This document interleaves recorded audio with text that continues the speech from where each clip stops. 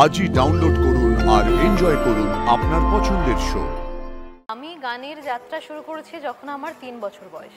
আমার মায়ের কাছে শুরু করি আমি যে স্টুডিওতে রেকর্ডিং করি, সেই স্টুডিওতে সঞ্জয় দা বলে একজন আছেন, উনি আমাকে প্রথম বলেন যে নিজের লেখা, নিজের গাওয়া, নিজের কম্পোজ করা গান গাও, একদিন তুমি দাঁড়াবে। আজ আমার মঞ্চ মাতানো 8 জন জমজমাট শিল্পী। প্রথমে আছে দেবাদ্রিতা মুখার্জি, কুণাল চ্যাটার্জি। নমস্কার দিদি। নমস্কার। আমি প্রথমে জানাই তোমাকে শুভ বিজয়ার আন্তরিক শুভেচ্ছা এবং অভিনন্দন। দীর্ঘ 25 বছর ধরে গান নিয়ে কাজ করছি। মোটামুটি 10-11 বছর ধরে আমি গানটাকে প্রফেশনালি নিয়েছি। পড়াশোনা কমপ্লিট? পড়াশোনা কমপ্লিট বলতে আমার পড়াশোনা সায়েন্স নিয়ে, আমি কেমিস্ট্রি নিয়ে মাস্টার্স করেছি, কিন্তু তারপরে আমি গানটাকেই বেছেছি আমার প্রফেশন হিসেবে। ওকে। আমি গানের যাত্রা শুরু করেছি যখন আমার 3 বছর বয়স। আমার মায়ের কাছে শুরু করি আমি। মা আগে সেতার বাজাতেন, তারপরে মাধ্যমিক, উচ্চ মাধ্যমিক আমি সায়েন্সের স্টুডেন্ট ছিলাম। তারপর আমি শুরু করি গান শেখা শ্রীমতী রাজশ্রী ঘোষের কাছে, এবং এখনও অবধি টিল দ্য ডেট আমি তার কাছে তালিম নিচ্ছি। 2021-এ আমার কেমিস্ট্রি নিয়ে মাস্টার্স শেষ হয়। ওই সময়টা তো আমাদের কোভিড চলছিল, তো জেনারেলি কি হয়, আমি একদিকে চাকরিরও খুব বাজে অবস্থা, ওদিকে গানের শোজের তো খুব কিছু বলারই নেই। তো এমন সময় আমার কাছে একটা ফোন আসে, আমারই কোম্পানি, আমি এই মুহূর্তে যে কোম্পানিতে কাজ করি এটা একটি বম্বের কোম্পানি।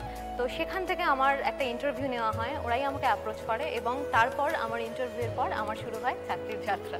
তো মূলত তোমার চাকরি এটা একটা অনলাইন একাডেমি। আমি অ্যাজ এ মিউজিক টিচার আছি।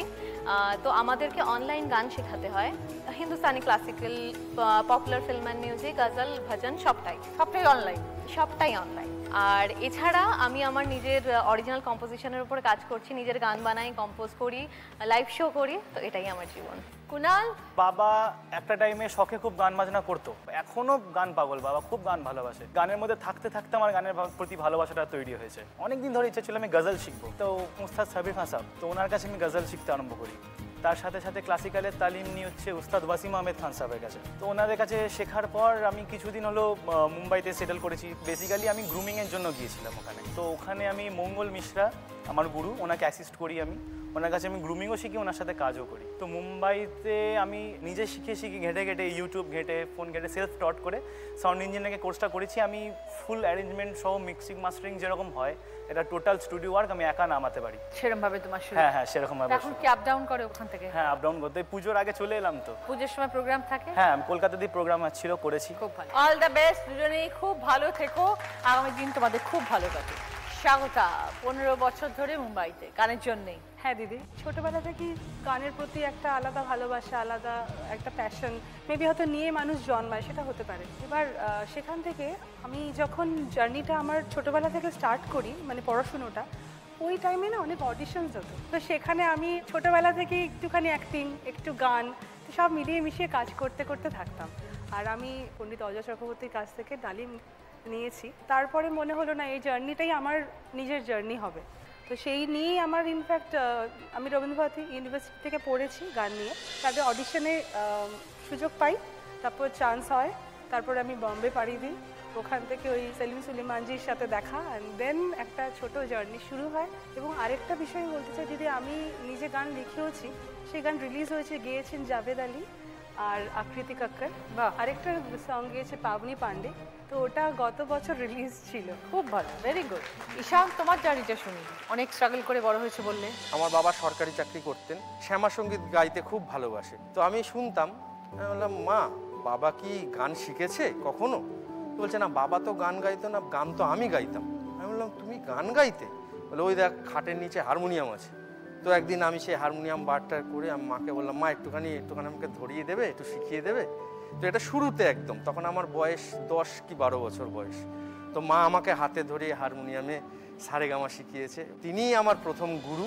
তো যখন শুরু করেছিলাম গান বাজনা, তখন সবার কাছে গিয়ে, প্রত্যেকটা ক্লাবে, প্রত্যেকটা সংস্থায় গিয়ে বলতাম যে আমাদের এরকম বাংলা ব্যান্ড আছে, আমরা পারফর্ম করব, আমাদের সেরকম কিছু টাকা পয়সা দরকার নেই, আপনারা শুধু মঞ্চটা দিলেই হয়। তো সেই আস্তে আস্তে আস্তে আস্তে এগিয়ে যাওয়া। খুব ভালো। শিল্পা, সেখান থেকে এসছে শিল্পা, এটা কেন? আমার ফ্যামিলিটা টোটালি মিউজিক্যাল ফ্যামিলি। আমার বাবা হচ্ছে একজন তবলিয়া, হাতে খড়ি 3 বছর বয়স থেকে আমার মায়ের কাছে। তো সেই জায়গা থেকে আস্তে আস্তে অল্প অল্প করে গান শেখা। একবার বাপিকে বললাম, মানে আমার বাবাকে বললাম যে তোমরা এত প্রোগ্রাম করছো, আমি কেন করতে পারছি না। তো তখন আমাকে বাপি এই কথাটা বললো যে একটা সময় এমন আসবে যেদিন তুই প্রোগ্রাম করে হাঁপিয়ে যাবি। সত্যি দিদি, আজকে সেই দিনটা আমার জীবনে এসছে। আর শিল্পা থেকে এসডি শিল্পা হয়ে যাওয়ার যে জার্নিটা, অ্যাকচুয়ালি যখন শিল্পা দিয়ে শুরু করেছিলাম তখন শুধু শিল্পাই ছিলাম, মানে আমি একাই ছিলাম। কিন্তু এখন এত শিল্পা চারিদিকে ছড়িয়ে গেছে, that's why SD Shilpa. SD মানে S for Shilpa, D for Das. Hariharan বলো। আমার জার্নিটা দিদি মাকে নিয়ে শুরু করা। আমার মা যখন 26 বছর বয়স আমার মায়ের, আমি তখন পেটে 7 মাস, তখন আমার বাবা সেরিব্রাল অ্যাটাকে মারা যান। মা জার্নি করেছে, নার্সিং করে আমাকে মানুষ করেছে। আমরা বাড়ি হারিয়েছিলাম, আজকে গান বাজনার দৌলতে মাকে 3 তলা বাড়ি করে দিয়েছি, বিয়ে করে একটা নারী দিয়েছি, পুজোতে শাড়িও দিয়েছিলাম। তো সেইভাবে চলছে। আমি দিদি পুরো দিদি নাম্বার 1 নিয়ে ঘিরে আছি। আমার মা, আমার শাশুড়ি, আমার মেয়ে, আমার বউ, টোটাল দিদি, আমি একটা মধ্যিখানে আছি। মানে चारों तरफ महिलाएं हैं और मैं बीच में हूँ। তো আমি মাস্টার্স করেছিলাম, 2006-এ চাকরি পেয়েছি একটা জুনিয়র হাই স্কুলে, বাচ্চাদের পড়াই। অনেক বছর হয়ে গেছে। অনেক বছর হয়ে গেছে। গানটা কিভাবে এলো? গানটা ওই স্কুল লাইফে শুরু করেছিলাম। রফি সাহেব আমার আইডিয়াল ছিলেন। আচ্ছা। তো শুনে শুনে করি।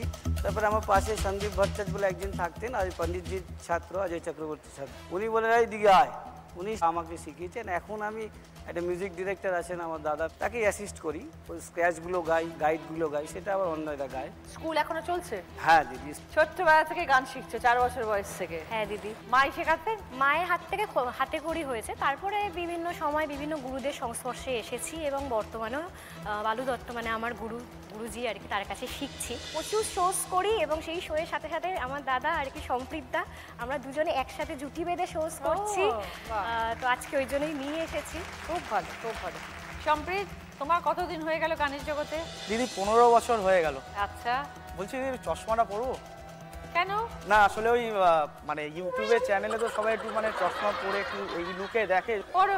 তো দিদি যেটা আমার বলার, আমার ফ্যামিলি ব্যাকগ্রাউন্ডে কেউ কোনোদিন গান বাজনার সাথে মানে গানের গয়ের সাথেও জড়িত নয়। নিশিত কাকু বলে একটা কাকু আছেন যিনি হারমোনিয়াম সারান, উনি আমাকে একদিন পেছন থেকে, আমার গান গাইছিলাম, উনি পেছন থেকে আস্তে আস্তে শুনেছিলেন।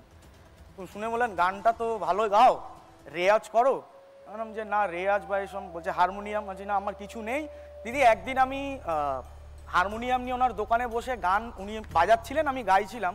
সেদিন আমার মনে ওই হারমোনিয়ামের ছোঁয়াতে আমার মনে এতটাই বসে গেল, ওনার দোকানে যেখানে হারমোনিয়াম পালিশ হয় ওর ভেতরে বসে রেয়াজ করতাম। এবার যখন আমি বাড়িতে জানালাম যে আমি গান করতে চাই ফাইনালি, বাবারও সেরকম মতো আর্নিং নেই। তো বাবা বললো যে দেখো সাপোর্ট তো সেইভাবে করতে পারবো না, কিন্তু গান বাজনা যদি করতে হয় নিজের খরচায় তুমি করো। প্রতিমদা বলে একটা দাদা হঠাৎ আমাকে বলছে তুই তো ফুটবল খেলতিস, গায়ক কবে থেকে হয়ে গেল? এই শুরু করেছি। বলা হয় তো ওই লোকটা কি করতো, আমাকে নিয়ে যেত প্রত্যেক যেখানে যেখানে প্রোগ্রাম হতো সেখানে নিয়ে গিয়ে ব্যান্ডকে নিজের পকেট থেকে টাকা দিয়ে বলতে একে দিয়ে 2টো গান গাওয়া। ভালো মানুষ তো আছে। ভালো মানুষ আছে। আমি যে স্টুডিওতে রেকর্ডিং করি সেই স্টুডিওতে সঞ্জয় দা বলে একজন আছেন, উনি আমাকে প্রথম বলেন যে নিজের লেখা, নিজের গাওয়া, নিজের কম্পোজ করা গান গাও, একদিন তুমি দাঁড়াবে। আর সত্যিই তাই, আমার গান দাঁড়িয়েছে, এত ভিউজ হয়েছে। খুব ভালো সম্প্রীত, Thank খুব you. ভালো থেকো।